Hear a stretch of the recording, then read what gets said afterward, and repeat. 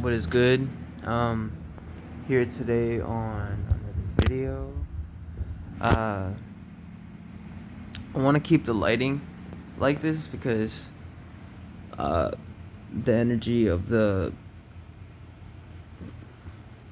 warmness of the room with the curtains and everything uh, is what I need to deliver this video. Uh, so essentially, when you're succeeding and moving forward in your life purpose, you're gonna have like a vision, you're gonna have a dream, you're gonna have an idea, you're gonna have ideas, you're gonna have a vision, like a vision. You're gonna actually like visualize it. You're gonna like, you know, just like you have a dream, you visualize the dream. You're gonna visualize these things. It's gonna be something you can imagine and literally be in, like you would be in a dream, or be in the world, be be in the world doing whatever, being even in your room, you know what I mean? So it's uh it's all connected that way, you know. So that's when you got to do something about your dreams. You got to do something about your visions. Once it's there, and you divinely time it appropriately, and you do the work necessary to make the changes, you will have the level of results you want. Because ultimately, you know, uh, the root of all evil isn't money; it's predation, and the money that's being monetarily valued to us for us to utilize is a product of deforestation, which is also a form of predation, because the leading form of deforestation is slaughterhouses, and making room for slaughterhouses and removing tons of land. And there's so many trillions of animals being killed every second right now, as you hear on this video, that it's insane. You can only imagine how many slaughterhouses take up the planet. And just population increasing, and you can only imagine what's gonna happen to the state and the condition of the planet, as well as humans, if there isn't a complete turnaround in the opposite direction, which is veganism. And that's what veganism is. you know you have to learn to discern between what's a scam, what's a cult, what's a I guess you would say what's a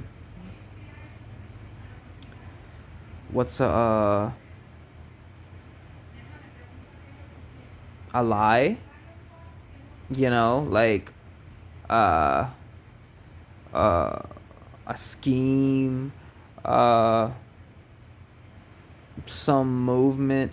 But you could think about it like this: the movement to end slavery was in the move is it was in the positive direction to bring in equality, healing, peace, love, and happiness for all sentient beings, because they acknowledged another race outside of themselves, the lawmakers on this world, as equals, as the right to life being given is a privilege.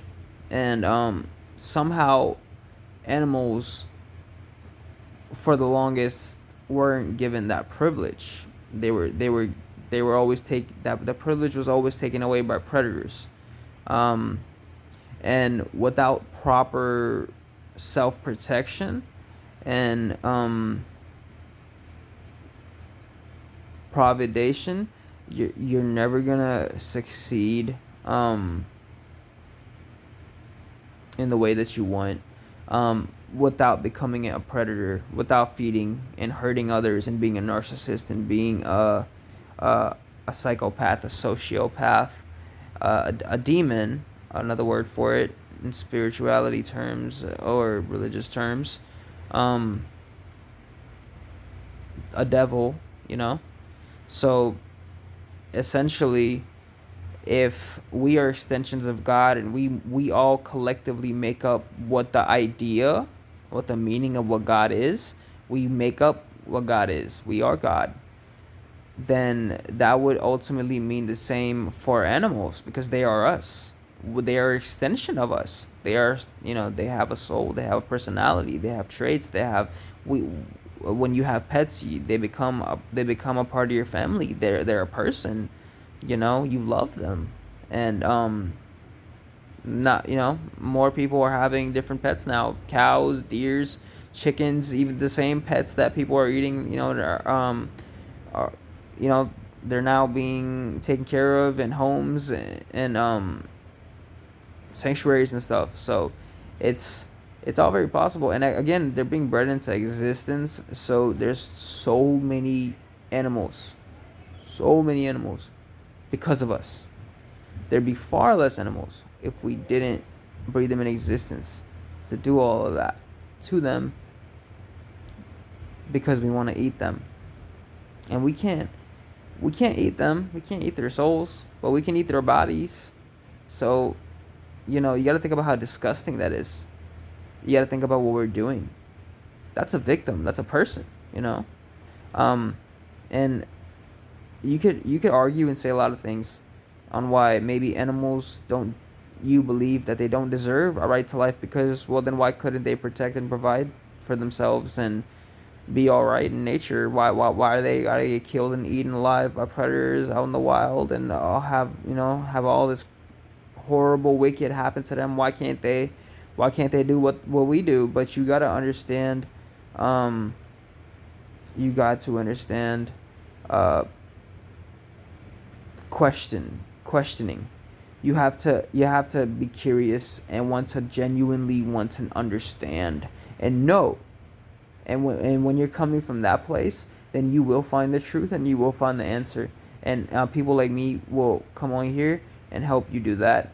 And then you will help me do that even better and even more for you. And you will help me be in a good place in life, and I will do that for you, vice versa as well. And we can all do that for and with each other to create a utopia, a coexistence, a harmony, a community, a planet of love, harmony, and peace. And light, and that's the vision and that's the dream, right? But eventually you have to divinely time it and trust the process and have faith and talk to yourself, your higher self. That's you, that's God, that's connected to everyone, the collective. That's all of us, that's all the animals, that's all the aliens, that's all the stars, that's all the universes, and that's all of creation. That's all of spirits, souls, it's all of everything. So that's omniscience, and that can't be taken away. That can't be killed. That can't be exploited. That can't be nothing. So that's where Jesus comes in, and Krishna comes in and gets killed by the hunter, and all these people who get crucified and ultimately die. These deities, Buddha dies under a tree naturally, natural causes, but nonetheless, birth, life, death cycle, samsara, karma, existential crisis, which is basically realizing the devil is on earth and this is hell and it's pretty fucking cold here. And it pretty much it could be good, it could be good, it could be fun, and you can make it good. But it's not good. That's the reality of it. It's not good at all. It's never been good. It's never been the case. So when you're good and you're the light, what happens is the dark not only gets stronger because you got stronger, right? It's your mirror, it's there to show you how you can ultimately stay in your power. Don't even meet halfway. Stay in your power, because that's what the devil wants you to do. That's what the enemy wants you to do, is to meet them halfway. The enemy wants you to meet them halfway. The devil wants you to meet them halfway because they know if they could get you to get out of your power, it's done. They could go as far as they want with you after that. You know, they could treat you however way. They can disrespect you. They could attack you, even whatever, in however way, mentally, physically, spiritually, psychologically. It doesn't matter. All of it. See, and the little bit of natural lighting that's kind of emanating out of the curtains is giving this uh, this lighting situation that looks so perfect and glowy and everything. I love it.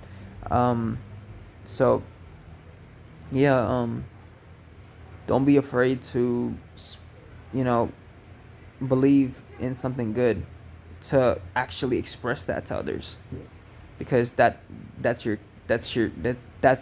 that's your purpose. You know, your beliefs can be wrong, right? So they can be molded, they can be shifted, molded, created into something new, alchemized even.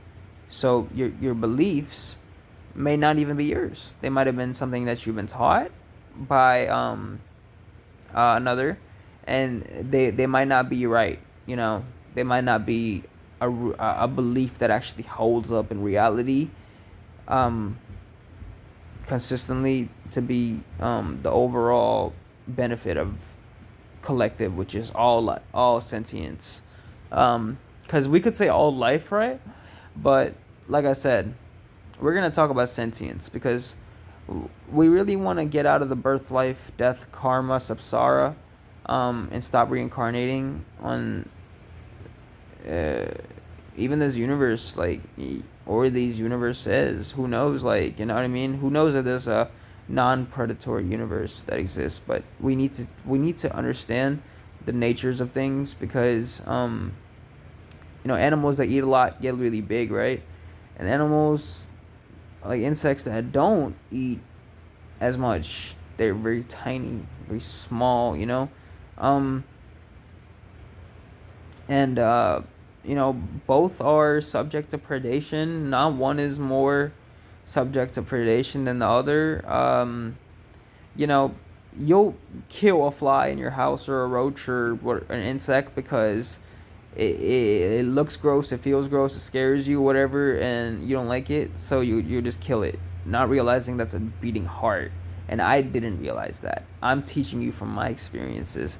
I'm teaching you from what I know and what I've been taught, and how I was wrong, because I wasn't vegan from birth. My family wasn't I wasn't born into a vegan family. I wasn't taught by this world to be vegan. This world wasn't even vegan, and a whole lot of things, right? So um when you start to put into place uh, what veganism actually is, then you'll know what I'm telling you is the truth. Because what you don't get is that you think being vegan is a diet, when being vegan is having morals again, bringing morals back, making morals great again. That's what veganism really is. Because everybody wants to make up a definition that ultimately is the truth in its own way, but it's like self-defeating, and it's not really getting to the ultimate truth that you know takes over everything. So, because why would you not want overall peace, harmony, love, kindness, compassion to thrive? Because first of all, healthcare and housing should already be free for everyone. This shouldn't be something you have to slave for, do something you don't want to do for. That should never be the case.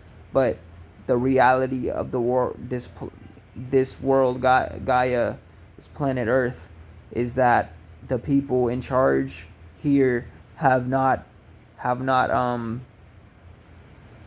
they have not you know they haven't made the shift. And we need a full shift, and we need a full permanent shift. But ultimately, it's about understanding truth and morals.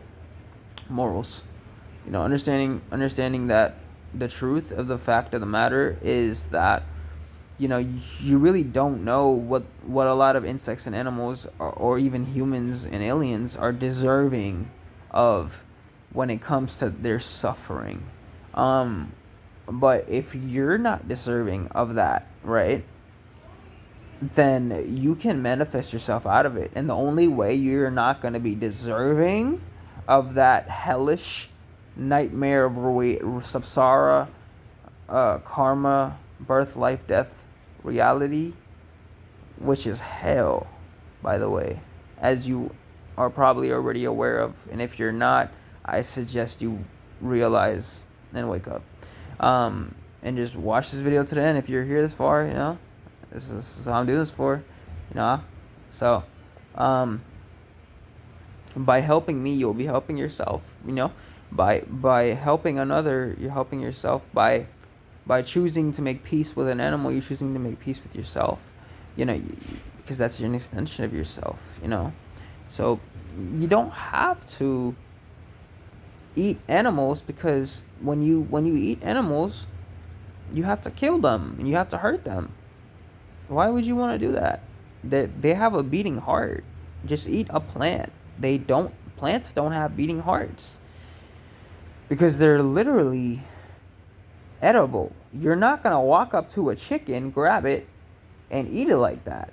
But you're going to walk up to an apple or a piece of kale, a leaf, and do exactly that successfully. You know what I mean? So, anyways, yeah, I mean, we choose to cook and season and make culinary arts and be creative, because that's our higher mental faculties, but we use it in the wrong way. We use plants to season dead animal body parts to make it taste good and smell good, when the plants are the only reason we like them. The bread, to deep fry them, make it all crunchy and crispy, and then the texture of the meat after it's cooked. But you could emulate that same texture with other plants. So I mean, and that makes you believe that it's processed somehow, but it's not. Like, just because you throw it in a blender or a food processor and it mixes up and it makes that meaty texture you like, and then you cook it and then you prepare it a certain way.